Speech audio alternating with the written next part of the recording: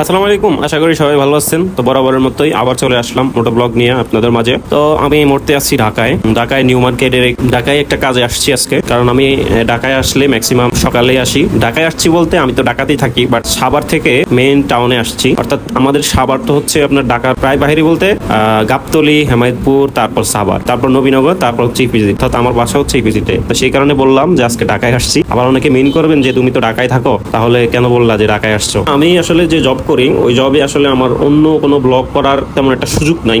সেজন্য আমি যেহেতু বিভিন্ন জায়গায় যাওয়া হয় মোটরসাইকেল নিয়ে, মোটো ব্লগ করার যে একটা উদ্যোগ নিছি বেশ কয়েক মাস আগে, বাট সেটা সফল করতে পারতেছি না, বা একটা ক্যামেরার জন্য আর কি। তো সেটা তো যেন তেন ক্যামেরা হলে হবে না, একটা ভালো কোয়ালিটির ক্যামেরা দরকার। তো সেজন্য আসলে ভাবছিলাম ফার্স্টে ফোন দিয়েই ছোট করব। ফোন দিয়ে কয়দিন করছিলামও, সেটা সাকসেসফুল করতে পারতেছি না, বা ফোনটা সবসময় ক্যারি করা পসিবল না। সেজন্য আসলে করে উঠতে পারতেছি না, ওরকম ভিডিও আপলোড দিই নাই শুরু থেকেই। এমনিতেই বিভিন্ন জায়গায় যাওয়া হয়েছে, ট্যুর দেওয়া হয়েছে, সেইগুলো বিভিন্ন জায়গায় ট্যুর দিতে গিয়ে যে এক্সপিরিয়েন্স নিছি সেগুলো থেকে কিছু কিছু শেয়ার করছি আপনাদের মাঝে ব্লগের মাধ্যমে।